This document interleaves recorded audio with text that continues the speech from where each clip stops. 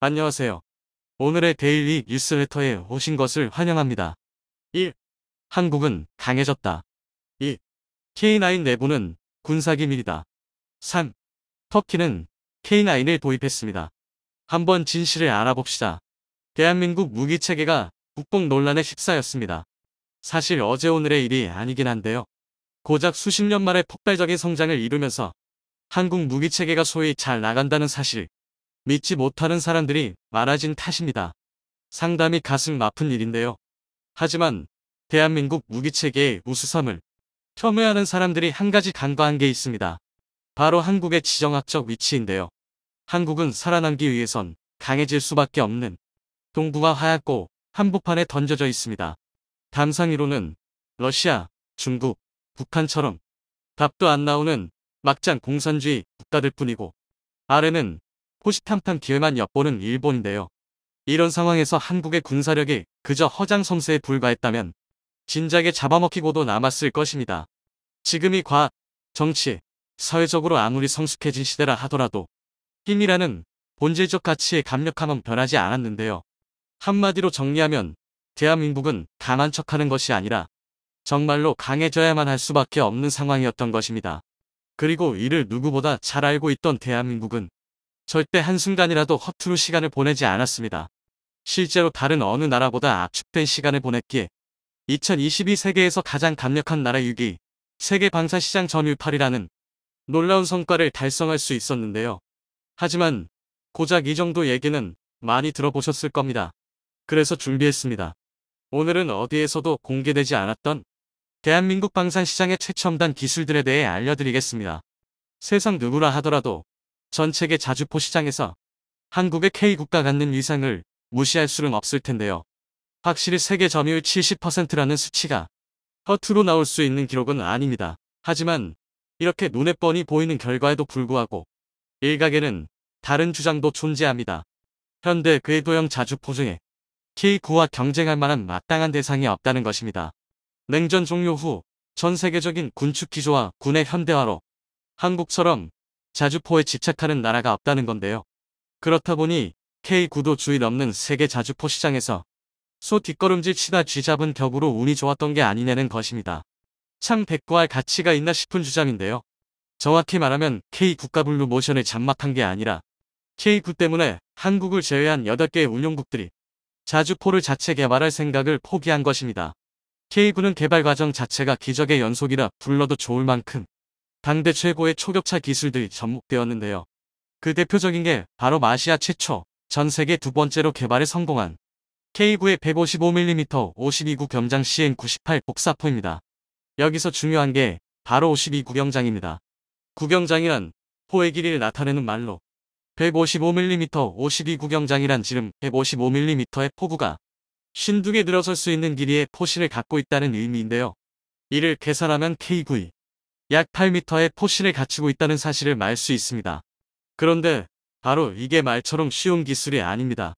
오죽하면 현대에도 서방 세계 기준으로 155mm 52구 경장을 탑재한 궤도형 자주포는 한국의 K9, 독일의 PZH-2000 정도가 고작입니다. 심지어 미국의 M109A6 팔라딘조차도 155mm 39구 경장에 불과합니다. K9에 비하면 포신이 2m 이상 짧은 건데요. 포신의 길이가 길수록, 즉 구경장이 클수록 자주포의 사거리는 비약적으로 증가합니다. 포 내부에서 장약이 연소하면서 발생하는 폭발 에너지를 더 오래 받을 수 있기 때문인데요. 일례로 팔라딘의 사거리는 30km에 불과하지만 K9의 사거리는 무려 40km에 달합니다. 하지만 그렇다고 무작정 포신을 늘릴 수는 없는데요. 당연한 얘기지만 포신이 길수록 진동과 휘어짐 등의 문제가 발생하기 쉬워집니다. 촌각을 다투는 전장에서 이는 굉장히 심각한 문제인데요. 포신이 휘어질 때마다 새로운 부품으로 바꿀 수도 없는 노릇이고, 무엇보다 쓸 때마다 명중률이 달라지는 화포는 최악이라는 말도 아깝습니다. 중량도 문제인데요. K9를 예로 들면 전투 중량이 무려 47톤이나 나가지만 여기서 포신이 차지하는 비중이 1톤 이상입니다. 여기에 포탑 중량까지 합치면 10톤을 훌쩍 넘게 되는데요. 그럼에도 불구하고 K9의 최대 속도는 시속 67km에 달합니다. 34톤의 팔라딘의 최대 속도가 시속 61km 남짓에 불과하다는 걸 감안하면 K9가 얼마나 빠른지 알 수 있는 대목인데요. 하지만 이렇게 우월한 성능을 갖추기까지가 절대 쉽지 않았습니다. 1989년 K9 초기 설계 당시 우리 기술진들은 국내 기술로 52구경장 신형 자주포 개발하자는 원대한 목표를 세웠는데요. 하지만 이때만 하더라도 세계 최고의 기술력이라 여겨지던 독일 주차 PZH-2000용 52구경장 주포를 개발 중이었습니다. 한마디로 참고할 사례가 어디에도 없던 건데요. 애초에 설계 단계부터 세계 정상을 목표로 잡은 만큼 맨 땅에 헤딩을 시작해야 되는 상황이었습니다. 혹자는 이를 보고 아직 걷지도 못하는 어린아이가 뭘 생각부터 했던 것이라 표현할 정도인데요. 이는 어쩔 수 없는 선택이기도 했습니다. 한국에 비해 5,000문 이상 많은 북한의 포병 전력을 극복하기 위해서는 질적인 우세를 점령해야만 했는데요. 그러나 당시 우리 연구진이 얻을 수 있는 자료라고는 155mm 52구경장 포신의 표준치를 마련하기 위해 미국, 영국, 독일, 이탈리아 등 4개국이 규정한 탄도 협정이 전부였습니다. 게다가 이 협정에 나온 정보라고는 약실 최저, 그러니까 약실의 부피를 3,556제곱센티미터로 규정한다는 내용이 전부였는데요. 오죽했으면 개발에 참여한 선임 연구원조차 규정에 적힌 자료를 활용해 최소한의 만전 설계조차 가능한지 막막할 뿐이었다고 밝힐 정도였습니다. 그도 그럴 게 우리 연구진들은 3,556이라는 단 하나의 단서를 가지고 약실의 직경, 기울기 등을 바꿔가며 무한한 시험을 통해 최적의 설계를 도출해 내야 했습니다. 또 어찌어찌 포신을 만들었어도 안정화가 문제였습니다. 수많은 계산과 시행 착모를 거쳐 결국 33마입이라는 포강내 압력을 설계 기준으로 잡을 수 있었지만 막상 수행한 실험에서는 강내 압력이 예상치를 훨씬 웃돌았기 때문인데요. 쉽게 말해 포신만 만들면 끝나는 게 아니라 압력을 견뎌야 하는 호미장치와 장전장치 등 포신이 포함된 무장 전체를 전부 개발해야만 한다는 얘기입니다. 또 52구경장의 포신 구동에 따른 하중 변화량은 K55에 사용된 39구경장의 2배가 넘었는데요.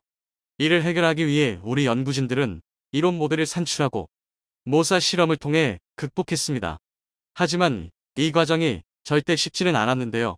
이외에도 수많은 우여곡절을 겪어야 했고 외국의 기술 견제는 물론 심지어 폭발 사고가 일어나 인명피해가 발생하기까지 했습니다. 하지만 중요한 것은 결국 해냈다는 것입니다. 무수한 도전 끝에 수백, 수천 번 깨져나가면서 세계에서 두 번째로 신기술에 성공해낸 건데요. 이것도 모자라 명중률에 직접적인 영향을 주는 포탑 정밀 제어 기술을 독자 개발하는 데까지 성공했고 기준 오차 범위를 1mm 이하로 줄일 수 있었습니다. 이 덕에 K9의 명중률은 무려 90%에 달하는데요. 사버릇, 허력, 명중률 뭐 하나 모자란 곳이 없으니 전 세계가 K9를 도입할 수밖에 없는 것입니다. K9급으로 우수한 자주포를 만들기에는 시간도, 예산도, 실력도 모두 부족하다는 걸 깨달은 것이죠. 이처럼 K9 자주포에는 개발 당시에도 그리고 지금 이 순간에도 최첨단이라고 부를 수밖에 없는 기술이 총집합되어 있습니다. 마치 우크라이나 전쟁과 함께 싸고 빠른 무기 체계로 이제 와서야 주목받는 듯 싶지만 사실 한국의 군사 기술력은 이미 K9를 개발 중이던 1980에서 1900년부터 세계를 선도하고 있었는데요. 단지 지금부터 그 성과가 객관적인 지표로 드러나기 시작한 것입니다. 심지어 여기서 끝이 아닙니다. 대한민국은 전 세계에서 유일한 기술을 보유한 나라이기도 한데요. 한국 K2 전차의 노르웨이 수출이 사실상 결정됐습니다. 그리고 이 소식이 전해지자 국내외의 반응이 갈렸습니다. 한쪽에서는 한국 방산의 빠른 성장세에 주목하는 기사를 냈고 또 다른 편에서는 한국이 자국 안보보다 수출에 신경 쓴다는 비판이 나왔습니다. 이 때문에 우리 국민들은 어느 게 맞는 선택인지 혼란스러운데요. 대체 어떻게 된 일일까요? 지난 1월 28일 K2 흑표 전차의 개발사인 한국의 현대로템과 노르웨이의 공스버그 사이에 협약이 체결됐습니다. 구체적으로는 양사가 국제방산시장에 무기를 수출할 때 공동 개발을 함께 추진하고 비즈니스에서도 협력하기로 결정했는데요. 그리고 얼마 지나지 않은 지난 10월 6일 현대로템과 노르웨이 방산회사 남무가 마찬가지로 현대로템과 방산협약을 맺었습니다. K2 전차용 고폭탄과 산탄, 철갑탄을 공동 개발하고 생산하기로 결정했습니다. 개발에 70억 원, 양산에 1,500억 원을 사용할 예정입니다.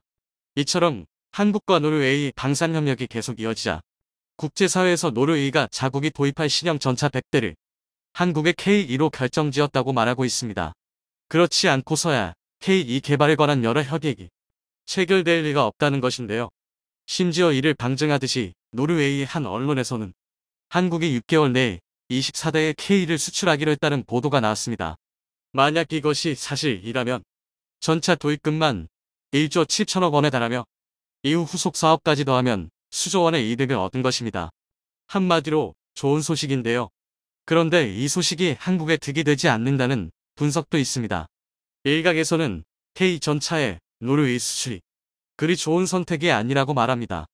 자세하게는 폴란드에 이어 노르웨이에서도 독일을 꺾으면서 한국이 많은 도움을 받았던 독일 방산업계와 한국의 협력 관계가 완전히 어그러졌지만 그에 비해 사업 규모가 1조 7천억 원에 불과해 먹을 게 없다고 비판했기 때문입니다.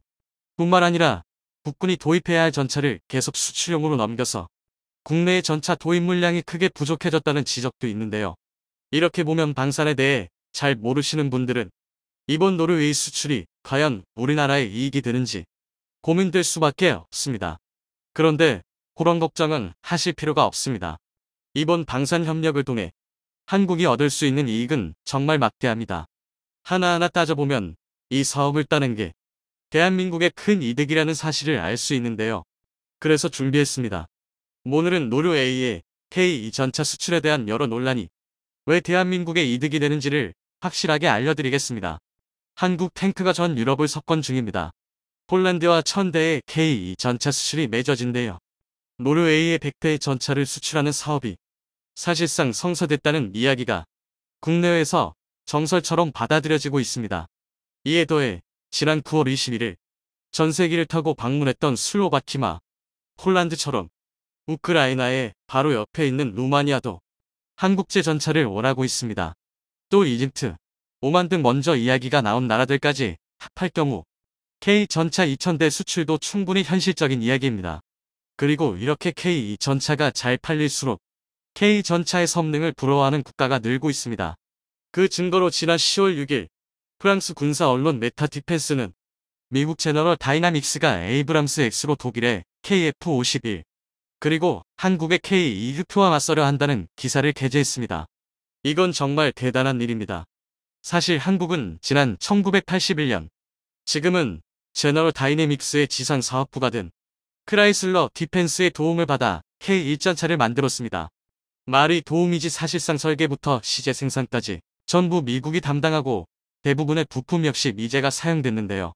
당시 우리 기술진이 할 수 있었던 것은 미국 기술진이 가르쳐주던 기술을 열심히 배우는 것뿐이었습니다. 하지만 40년이 흐른 지금은 오히려 판세가 바뀌었습니다. 대한민국이 정말 혼자 만들어낸 K 전차가 그 대단하던 크라이슬러 개발진이 만들었던 M1 전차의 최종 개량형과 경쟁하고 있기 때문입니다. 이는 정말 기적 같은 성과입니다. 그런데 이게 끝이 아닙니다. 메타 디펜스는 K2 흡표 전차의 경쟁 상대로 독일이 수십 년 동안 자랑하던 레오파르트의 전차가 아니라 라인메탈이 공개한 신형 4세대 전차 KF-51을 경쟁 상대로 꼽았습니다. KF-51은 레드백이 자랑하는 센서 장비인 아이언 비전을 뛰어넘는 우수한 차세대 센서로 중무장했으며 무엇보다 이전까지 개발된 모든 전차가 감히 상대할 수 없는 압도적인 성능의 130mm 전차포를 장착하고 있습니다.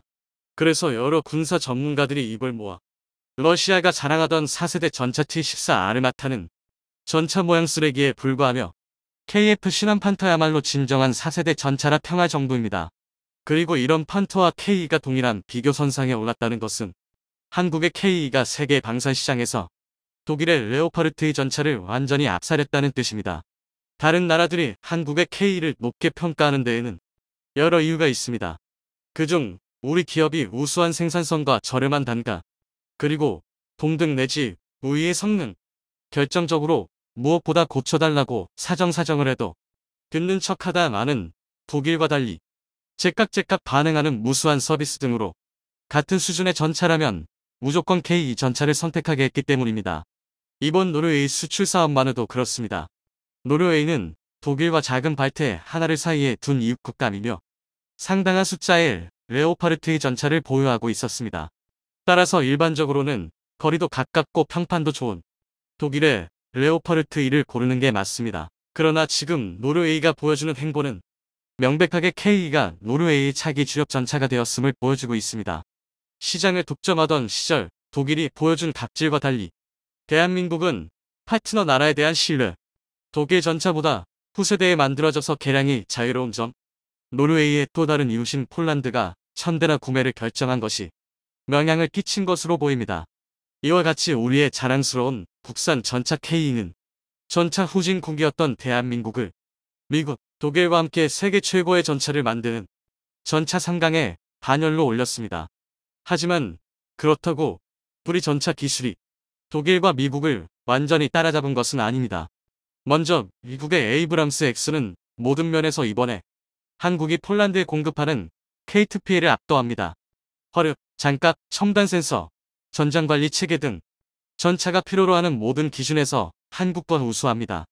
단지 너무 비싸고 연비가 나빠 미국이 아니라면 쉽게 운용하기 어려운 점 때문에 수출 시장에서 좀 부진할 뿐인데요. 그 증거로 1000대의 K2PL을 도입하기로 한 폴란드는 K2PL과 별개로 M1 계열 전차를 추가로 도입합니다. 장갑이 약한 대신 가벼운 데다 유기압 현수 장치 등이 있어 홈지 기동이 적합하고 디젤 엔진을 사용해 연비가 무수한 K2 전차를 경전차로 쓰고 연비가 나쁘고 비싸지만 장갑을 비롯한 종합 성능이 우수한 M1 전차를 중전차로 쓸 계획인데요. 이것만 봐도 단순 성능 면에서 한국이 미국을 압도한다고 말하기에는 무리가 있습니다. 그리고 이건 독일과 비교해도 마찬가지입니다. 현재 독일은 라인메탈사가 공개한 KF 신한판터와 더불어 프랑스와 독일 KMW사가 공동 개발하는 MGCS 전차의 개발을 진행하고 있습니다. 두 전차 모두 미래전 개념이 적극적으로 채용됐고 2030년대까지 개발을 마무리 지을 예정인데요. 이 두 전차는 K가 아무리 개량을 하더라도 현실적으로 이기기 어렵습니다. 한때는 최강의 전차였던 레오파르트 2가 10여 차례의 개량을 거치면서 설계의 한계를 맞고 K 전차에 밀려 시장에서 도태된 것처럼 설계 시점의 격차가 너무 크기 때문입니다. 따라서 한국이 독일과 미국 등 세계 최강의 전차 강국들과 계속 어깨를 마주하기 위해서는 K 전차의 끊임없는 개량과 더불어 K3 전차를 조속히 개발할 필요가 있습니다. 그리고 바로 이런 이유 때문에 우리 군이 큰 희생을 하고 있는 것입니다. 현재 현대로템이 군에게 약속했던 K 전차의 추가 양산분의 공급이 계속해서 지면 중입니다. 폴란드 수출까지는 라인 일부를 국군용 전차를 만드는데 할당할 수 있었으나 노르웨이 수출이 터지고 여러 수출 사업의 성사 가능성이 촉쟁하면서 라인을 늘려야 국군의 전차를 생산할 수 있는 상황이 됐기 때문입니다. 그래서 우리 군이 돈 큰 결단을 내려 K2 전차의 추가 도입과 M418 전차의 퇴역을 미뤘습니다. 이 때문에 돈이 아무리 중해도 안보를 저버려서는 안 된다며 군과 우리 기업이 많은 비판을 받고 있는데요. 게다가 그 중에서 일부 언론은 노르웨이 사업은 손해밖에 없는데 우리 기업의 실적이 눈이 멀어 국가 안보에 해를 입힌다고 주장합니다. 그런데 이게 마냥 틀렸다고 하기 어렵습니다. 왜냐하면 노르웨이에 무기를 수출하기 위해서는 판무기와 동일 규모의 노르웨이 제품을 절충교역으로 구매해야 합니다. 1조 7천억 원어치 무기를 팔았으면 그에 상응하는 노르웨이산 무기나 제품을 구매해야 한다는 것인데요. 이 때문에 우스갯소리로 노르웨이산 연어와 고등어 1조 7천억 원어치를 받아오르는 것 아니냐는 비아냥까지 나왔습니다. 이에 더해 독일과의 관계를 걱정하는 목소리도 높습니다. 폴란드에 이어 독일의 바로 이웃 국가에 한국산 전차를 판 것에 분노한 독일 기업들이 한국과의 협력을 전면 재검토할 수 있다는 것인데요.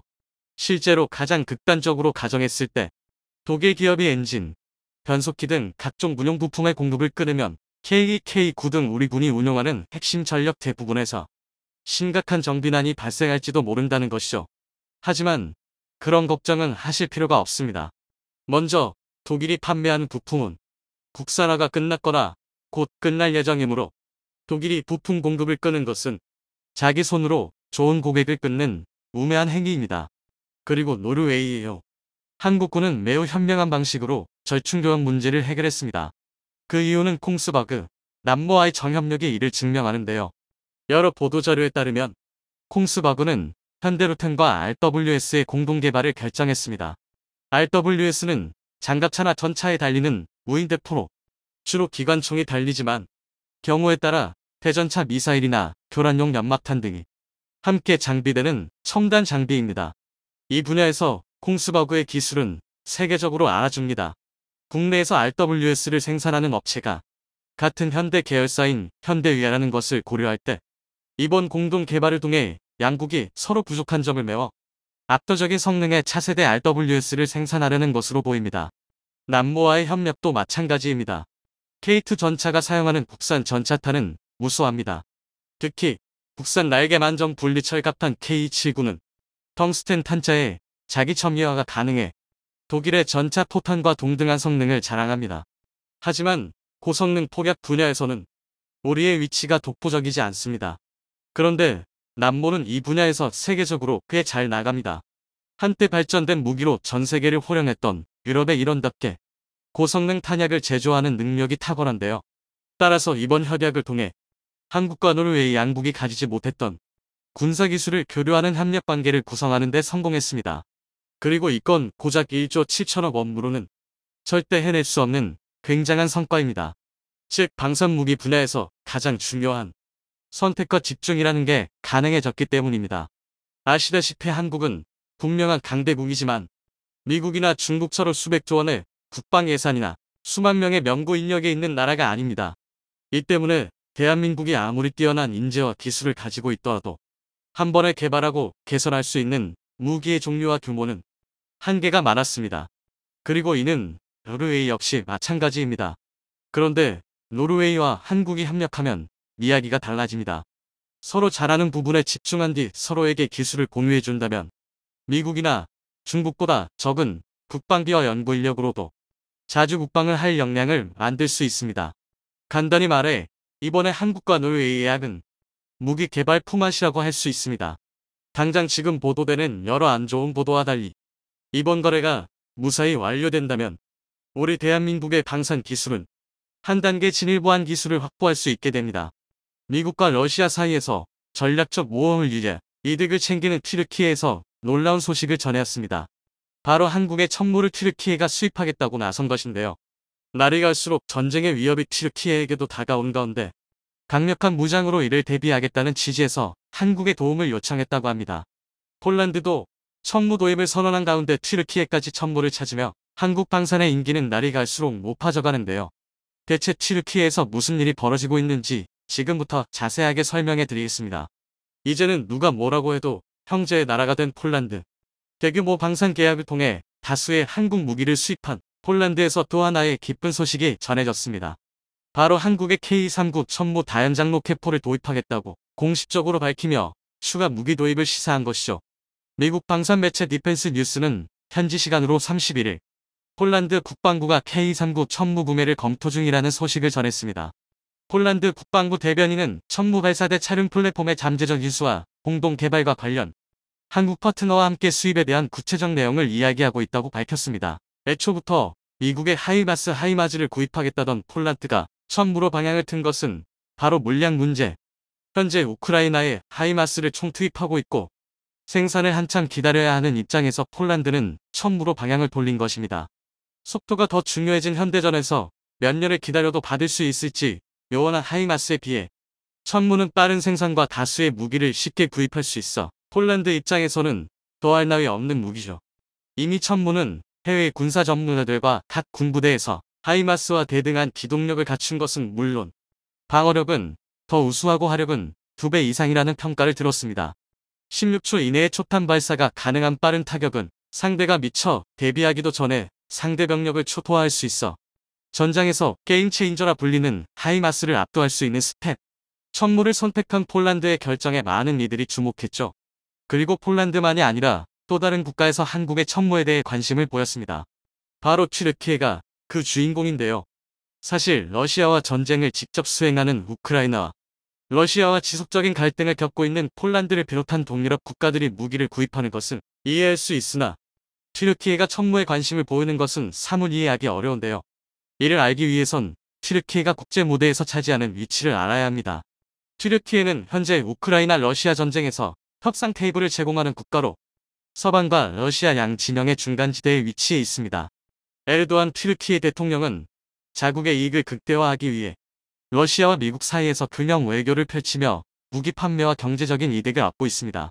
우크라이나와 러시아와 지리적으로 인접한 곳에 있다는 건 역시 중립 외교를 하기 좋은 곳입니다. 튀르키예에서는 이 전략을 모성 전략으로 간주하며 이득을 보고 있었는데요. 그러나 전쟁의 양상이 장기화되면서 총력전의 양상을 보이자 러시아와 미국 양쪽은 세계 각국을 상대로 편을 고르라는 강요를 하게 됩니다. 중립이 아니라 어느 한쪽 편을 들라는 압박이 거세졌죠. 내심 불쾌해했습니다. 서방 진영에 속해 있어 북대서양 조약 기구 나토 회원국이지만 동시에 자국의 무기를 수입하는 행동을 보인 튀르키예에 대해 러시아가 곱게 보기는 힘든 상황. 심지어 크림반도를 중심으로 우크라이나가 진군을 명하고 러시아 역시 이 크림반도를 지키기 위해 병력을 보내면서 흑해를 공유하고 있는 튀르키예의 의중이 중요해진 상황입니다. 만일 튀르키예가 누구의 편을 들기라도 하면 팽팽한 전쟁의 기울기가 단숨에 한쪽으로 기울어지는 것은 자명한 일. 러시아 입장에서는 튀르키예가 미국의 편을 드는 것을 굉장히 부담스러워했죠. 그래서 튀르키예를 향해 지속적인 압박을 가하며 러시아의 손을 잡을 것을 주문.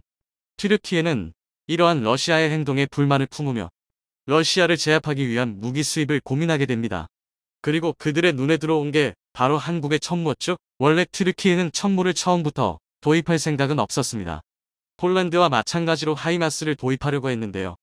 우크라이나 전쟁에서 하이마스의 혁혁한 성과를 직접 본 튀르키예는 하이마스 도입에 욕심을 내게 됩니다. 특히 최대 사거리 77km에 달하는 하이마스 포격으로 러시아 주요 진영은 물론 보급기지가 파괴되는 것을 실시간으로 접한 튀르키예 입장에서는 러시아를 향후 상대할 것을 염두에 하이마스가 반드시 필요했습니다. 그리고 과거 튀르키예는 미국이 이즈를 상대하기 위해 하이마스를 배치했던 경험을 가지고 있습니다. 시리아 국경 근처 튀르키예 동남부 지역에 미군은 하이마스를 설치. IS 근거지 일망타진을 위해 미군은 하이마스를 배치했는데요. 이때 당시 보였던 하이마스의 파괴력에 감탄했다고 합니다. 튀르키예 군 장교들도 하이마스의 성능을 보고 감탄하여 튀르키예에게 꼭 필요한 무기라는 칭찬을 아끼지 않았다고 하는데요. 그러나 하이마스를 받는 일이 쉬운 일이 아니었다고 합니다. 폴란드도 하이마스 도입을 위해 미국에게 무기 구입 문의를 했으나 오랜 시간이 걸려 받을 수밖에 없다는 답변을 받고 결국 천무로 방향을 돌렸던 것처럼 튀르키예도 마찬가지였습니다. 게다가 미국 입장에서는 튀르키예를 곱게 보기가 어려웠던 상황 하이마스 도입을 요구하는 튀르키예를 향해 거부 표시를 했다고 합니다.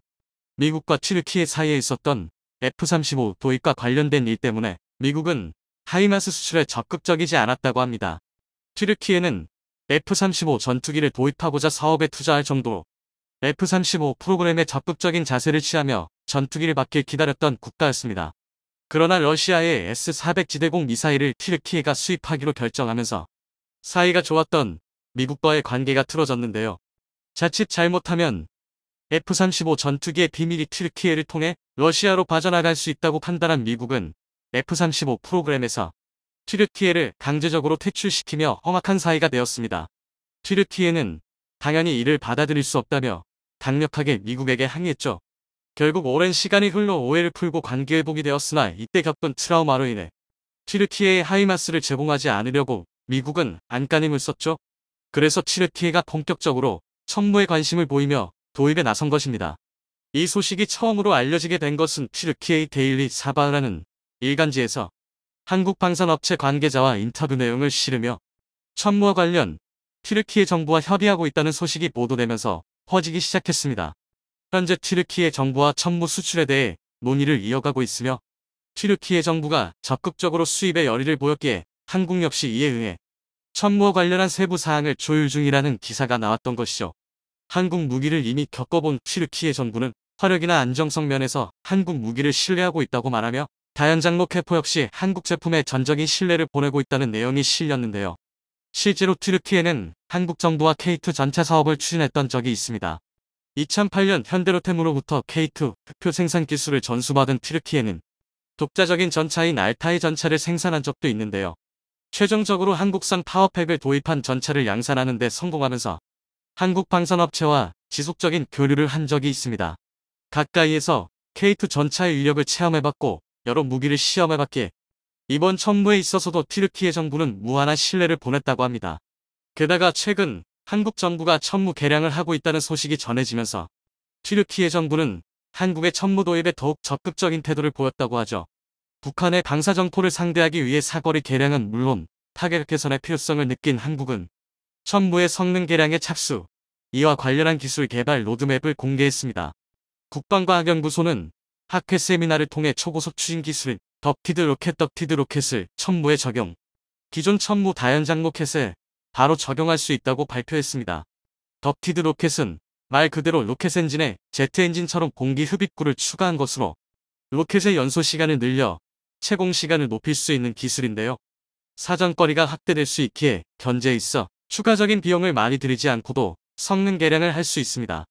게다가 추력을 조절할 수 있다는 점 역시 장점인데요. 특수한 밸브가 있어 가스음을 원하는 대로 조정할 수 있습니다. 이렇게 되면 기존 85km 사거리가 200km 이상 늘어나게 되어 한 발에 10억 원을 호가하는 단거리 탄도탄보다 가격은 저렴하면서 초대형 방사포에 대한 대응 사격도 가능해집니다. 튀르키예 정부는 천무 개량 소식까지 전해 듣자 덕티드 로켓 기술까지 사용할 수 있게 되었다면서 한국 무기 수입이 옳은 선택이었다는 결론을 내렸다고 하죠. 보도에 따르면 50, 100문 사이의 수량을 고려하고 있다는데요. 또 한 번의 대규모 방산 계약이 눈 앞으로 다가온 셈입니다. 과연 형제 국가 튀르키예는 한국에게 좋은 소식을 전해줄 수 있을까요? 향후 튀르키예의 선택을 기다려보겠습니다. 시청해주셔서 감사합니다.